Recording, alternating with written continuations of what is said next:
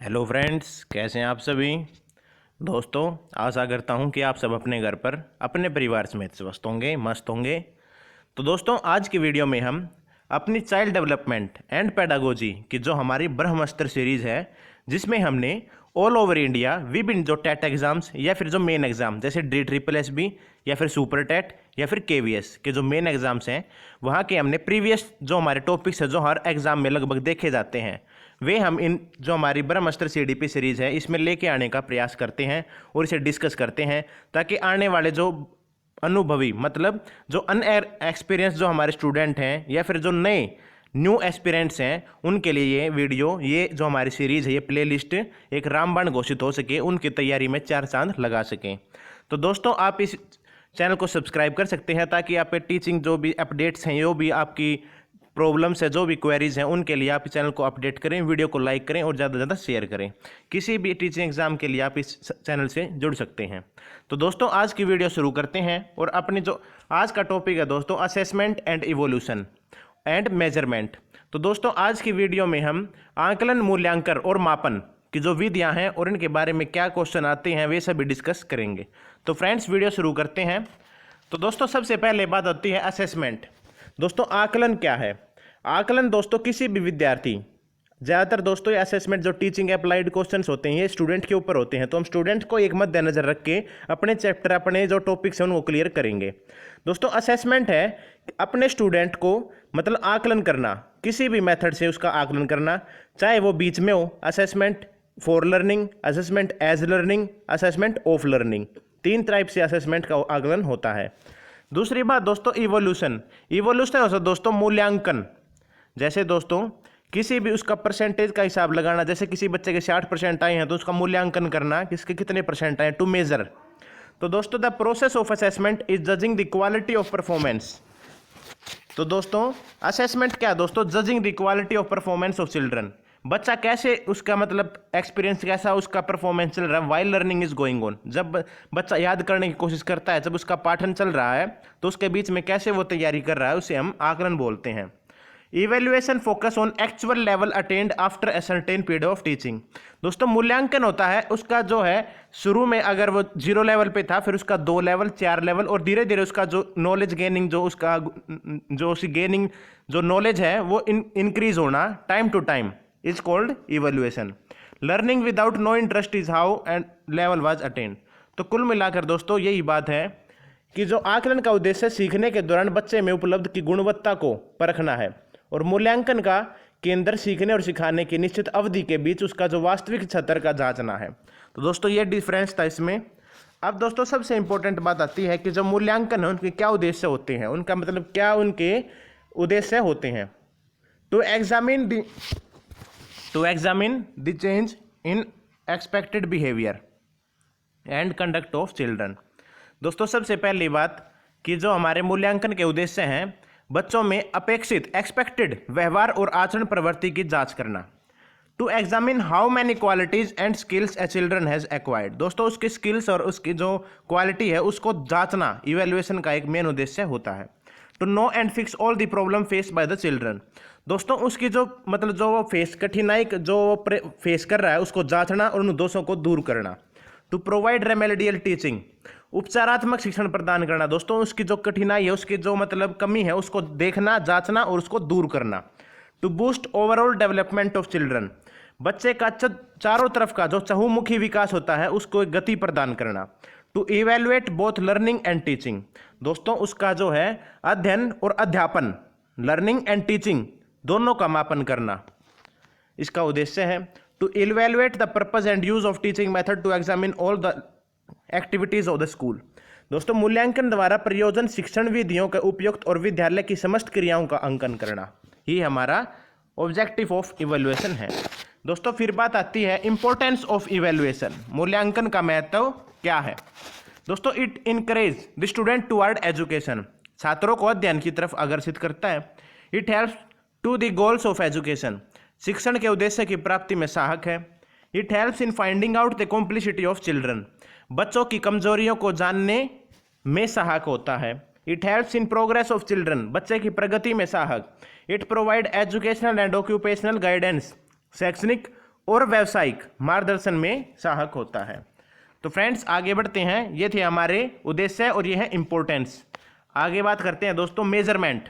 दोस्तों मेजरमेंट नाम से ही पता लग रहा है, जब न्यूमेरिकल कोई बात हो, जैसे किसी विद्यार्थी के 40% अंक आए, वो पास हो गया, तो 40 अंक प्राप्त करने और उससे पास होने में जो हमने जो उसका मापन किया है वो मेजरमेंट है, मापन है दोस्तों।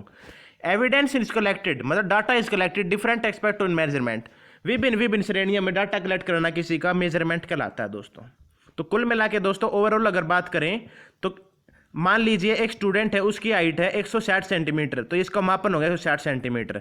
किसी लड़के की बुद्धि लब्धि IQ है 135, तो IQ होगा 135, ये मेजरमेंट है दोस्तों। मेजरमेंट में हम उस बच्चे का मापन करते हैं, चाहे हाइट का हो, चाहे उसका वेट का हो, या फिर किसी भी उसका चहुमुखी विकास, चारों तरफ के विकास में से किसी भी एस्पेक्ट को देखकर हम उसका मापन कर सकते हैं। फिर बात आती है दोस्तों स्केल ऑफ मेजरमेंट। दोस्तों 4 प्रकार के मेजरमेंट स्केल होते हैं, nominal scale, ordinal scale, interval scale, ratio scale. नाम से ही सारे क्लियर हो रहे हैं। इसके बारे में पहले जानेंगे दोस्तों। 1946 SS स्टीवन ने मेजरमेंट को जो है इसका फाउंडर किया था, और इनके फाउंडर SS स्टीवन है। 1946 में इन्होंने स्केल्स ऑफ मेजरमेंट बताए थे, जो 4 प्रकार के हैं। नॉमिनल, दोस्तों नॉमिनल में आते हैं, नॉमिनल में मतलब इनके जो है एक टैग लगा दिया जाता है, जैसे जेंडर के आधार पर जो कक्षा में अगर 40 बच्चे हैं तो 40 बच्चे, 20 बच्चे मेल है 20 फीमेल है, तो 20 मेल अलग निकाल दो, 20 फीमेल अलग निकाल दो। तो मतलब एक नॉमिनल एक टैग देकर अगर आप संख्या को अनुमान मेजरमेंट कर रहे हैं तो वो एक नॉमिनल स्केल के अंदर आएगा। फिर दोस्तों बात आती है ऑर्डिनल। ऑर्डर से पता लग रहा है, ये हमारा इंग्लिश ग्रामर में भी आता था। तो दोस्तों ऑर्डिनल में फर्स्ट सेकंड थर्ड के हिसाब से पहली दूसरी तीसरी 10th या फिर कोई भी पोजीशन ऑर्डिनल हिसाब से बांटना, ऑर्डिनल स्केल। इंटरवल स्केल दोस्तों, इसके अंदर 80 डिग्री से लेकर 100 डिग्री के बीच में जितने भी क्षेत्र आते हैं, जितने भी क्षेत्र ऑल ओवर वर्ल्ड आते हैं, उन्हें इंटरवल स्केल के अंदर डाला जाता है। जैसे किसी एक लेवल से लेकर दूसरे लेवल, मतलब 60 डिग्री अगर सेल्सियस से लेकर 80 डिग्री सेल्सियस के अंदर वर्ल्ड में जितने भी क्षेत्र हैं उनकी पूरी लिस्ट बनाइए। ये एग्जाम्पल है इंटरवल स्केल का। फिर बात आती है दोस्तों रेशो स्केल। दोस्तों मैं एक अनुमान लगाता हूं, जैसे आप हैं और आपके दोस्त हैं, तो आपके पास अगर 4 टॉफी हैं और उनके पास 8 टॉफी हैं, तो आपका रेशो 1:2 में आपके पास टॉफी है। ये रेशो स्केल के अंदर आता है। इसी के अनुपात जो मापनी है, इसी के आधार पर हम कई बार मेजरमेंट कर लेते हैं। तो फ्रेंड्स इसमें आपने जाना स्केल्स ऑफ मेजरमेंट, मापन की अनुमापियां। आगे आता है दोस्तों सबसे इंपॉर्टेंट है टाइप ऑफ क्वेश्चंस। 2 प्रकार के टाइप ऑफ क्वेश्चन होते हैं, 2 प्रकार के प्रश्नों के प्रकार हैं दोस्तों, open ended, divergent thinking. Open ended दोस्तों, पहले बात आती है ओपन एंडेड की।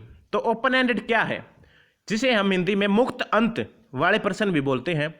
तो इसमें दोस्तों हम अपने विचार प्रस्तुत करने के लिए स्वतंत्र होते हैं। हम अपने विचारों को अपने तरीके से प्रस्तुत कर सकते हैं। उदाहरण के तौर पर दोस्तों शॉर्ट आंसर क्वेश्चन या फिर लॉन्ग आंसर क्वेश्चन, जिसे हम निबंध आत्मक प्रश्न भी बोल देते हैं। ओपन एंडेड में दोस्तों एक छोटा सा एग्जाम्पल आपको बताता हूं कि सीटेट के बाद आप कैसी तैयारी करें और किसकी तैयारी करें। तो इसके बारे में अलग अलग स्टूडेंट, अलग अलग एस्पिरेंट की अलग अलग परिभाषा है कि सर सीटेट के बारे में अगर मैं यूपी से बिलोंग करता हूं तो मैं सुपरटेट की तैयारी करूंगा। अगर मुझे ऑल ओवर इंडिया घूमना है तो मैं केवीएस की तैयारी करूंगा। अगर मैं हरियाणा से हूं तो मैं हरियाणा की वैकेंसीज आने का वेट करूंगा। अगर मैं दिल्ली से हूं तो मैं दिल्ली DSSB की वैकेंसीज आने का वेट करूंगा। और अगर मैं राजस्थान से हूं तो सर मैं सीटेट की तैयारी नहीं करूंगा, मैं रीट की तैयारी करूंगा, जिससे कि मैं एक अच्छा सरकारी अध्यापक बनने का अपना सपना और अपने माँ बाप का सपना पूरा कर सकूं। तो दोस्तों ये हमारा ओपन एंडेड क्वेश्चन हो गया। Divergent thinking. Divergent thinking is the most important and the positive word in child psychology and pedagogy. दोस्तों डाइवर्जेंट थिंकिंग और कन्वर्जेंट थिंकिंग में कभी भी ऑप्शन आ जाए आप कंफ्यूज हो जाएं तो हमेशा डाइवर्जेंट थिंकिंग को चुनना, क्योंकि बच्चे को डाइवर्जेंट थिंकिंग बनाना है, क्रिएटिव थिंकिंग वाला बच्चा बनाना है। तो ओपन एंडेड क्वेश्चन आपको समझ में आ गया, जिसके बहुत सारे आंसर हो, अलग अलग आदमी मतलब अलग अलग एस्पिरेंट या फिर अलग अलग सिटीजन के हिसाब से अलग अलग आंसर हो, अलग अलग सोच के अनुसार। जैसे दोस्तों हम इसमें बोल सकते हैं कि जो अब हमें ये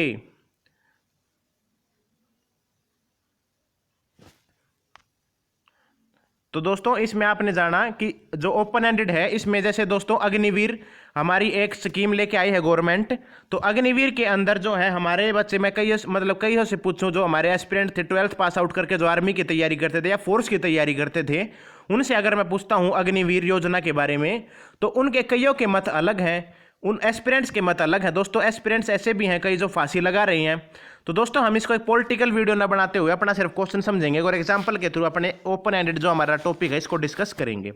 फिर बात आती है दोस्तों क्लोज एंडेड। इसमें दोस्तों सिर्फ ट्रू और false, fill in the blanks और दोस्तों जो MCQ बेस रहते हैं, मतलब आपको ऑप्शन दिए गए हैं उसके अंदर ही आपको व्यूज छाटने हैं, ना कि आपको अपने विचार देने की स्वतंत्रता इसमें नहीं होती। क्लोज एंडेड बंद अंत वाले प्रश्न इसमें इंक्लूड होते हैं।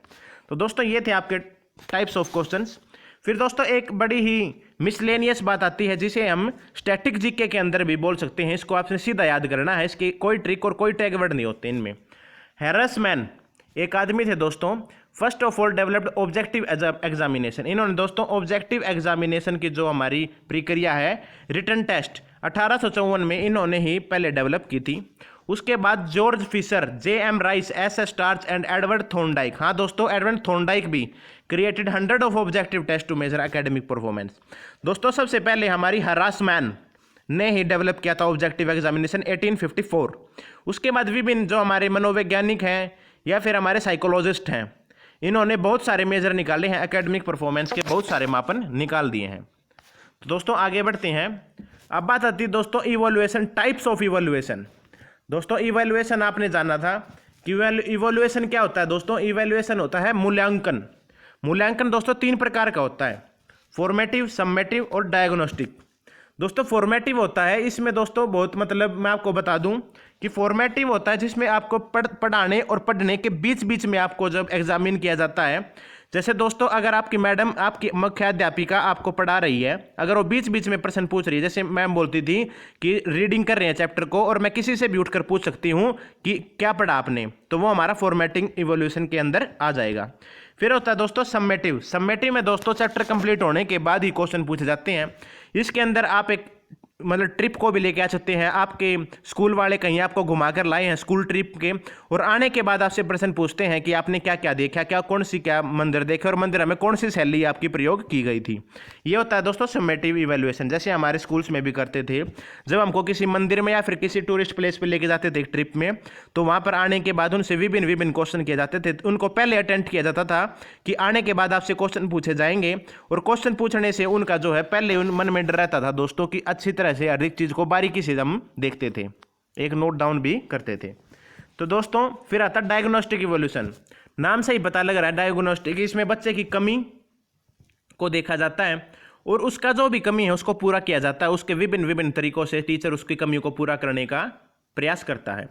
जैसे दोस्तों मैं आपको बता दूं कि अगर मान लो आपको पढ़ने में दिक्कत है तो टीचर आपको बार बार पढ़ने के लिए बोलता था कि आपकी जो है ये डायग्नोस्टिक जो है, जो मतलब निदान आपका कर सके।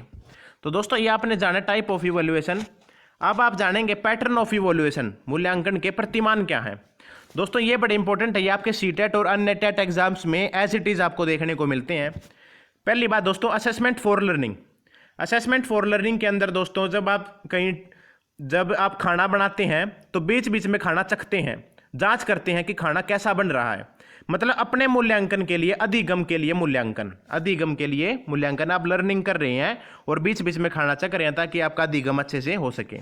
फिर दोस्तों असेसमेंट ऑफ लर्निंग, इसके अंदर दोस्तों आपकी वो स्कूल पिकनिक आती है, असेसमेंट ऑफ लर्निंग बाद में जब घूमने आने के बाद आपकी आपकी जो अध्यापिका है या फिर जो सर हैं वो आपसे क्वेश्चन पूछते हैं कि आपने क्या क्या देखा, तो वो आपकी हर एक लर्निंग को एज इट इज पक्का कर रहे हैं। या फिर हो सकता है कि आपके जो पेपर एग्जाम के बाद आपका जो है आपसे प्रश्न पूछ जाते हैं तो वो आपका असेसमेंट ऑफ लर्निंग के अंदर आएगा।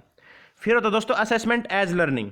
इसमें दोस्तों अपने आप का स्व अध्ययन करना होता है। इसके अंदर जैसे हम अपने आप से प्रश्न पूछ लेते हैं, कई बार बैठे बैठे अपने आप से प्रश्न पूछने लगते हैं किसी चीज़ का। अगर मान लो आपका टेस्ट है तो अपने आप से प्रश्न पूछना, या फिर हो सकता है दोस्तों अपने माता पिता को सुनाना या फिर अपने दोस्त को सुनाना। This is the best example friends. जैसे बचपन में हम अपने दोस्त को कॉपी दे देते थे कि मेरे से सुन, तो दोस्तों ये आपका असेसमेंट एज लर्निंग के अंदर एज इट इज आपका बेस्ट एग्जाम्पल आएगा। तो दोस्तों आपने जाना कि इसमें आपका पैटर्न ऑफ इवोल्यूशन दिए गए हैं, जिसके अंदर आप जो है मूल्यांकन के प्रतिमान इसमें आपने देखे। असेसमेंट फॉर लर्निंग, जैसे आप बीच बीच में नमक चखते हैं सब्जी का, इसके अंदर एग्जांपल आएगा।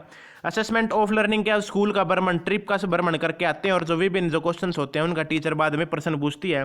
और असेसमेंट एज लर्निंग अधिगम के रूप में मूल्यांकन, इसमें खुद से प्रश्न पूछता है बच्चा। तो दोस्तों आज की वीडियो में आपने जो आपका assessment and evolution and measurement के जो विभिन्न एस्पेक्ट थे वो किए। दोस्तों आगे हम और भी जो सीसीई पैटर्न है और जो ब्लूम टैक्सोनॉमी है और क्या उसकी कंडीशन और एक अच्छे टेस्ट की क्या विशेषताएं होनी चाहिए, रिएबिलिटी, वैलिडिटी, तो दोस्तों ये हम अगली वीडियो में, अगला इसका पार्ट आएगा, उसमें हम कवर कंप्लीट करने का एक प्रयास करेंगे। तो दोस्तों आप हमारी CDP ब्रह्मास्त्र सीरीज से जरूर जुड़िए ताकि आपके जो आगामी टेस्ट हैं, जो भी आपके टीचिंग एग्जाम्स हैं, क्योंकि एक ही मौका मिलने वाला दोस्तों। KVS 4 साल के बाद आ रहा है, DSSS भी काफ़ी समय के बाद आ रहा है और हरियाणा में भी अब वैकेंसी देखने को मिलेंगी। तो दोस्तों यूपी सुपर टेट भी बहुत टाइम के बाद आ रहा है। तो आप इस CDP ब्रह्मास्त्र सीरीज से जरूर जुड़िए ताकि आपके चाइल्ड डेवलपमेंट में ज़्यादा से ज़्यादा नंबर लाने का प्रयास आपका हो सके। वीडियो अच्छी लगे तो इसको लाइक करना, शेयर करना, कमेंट करना और दोस्तों चैनल को सब्सक्राइब करना जरूर करना ताकि आपको जो भी आगे टीचिंग अपडेट्स होंगी वो आप अपने एज इट इज़ आप प्राप्त कर सकें। तो दोस्तों इस वीडियो में बस इतना ही। जय हिंद, जय भारत।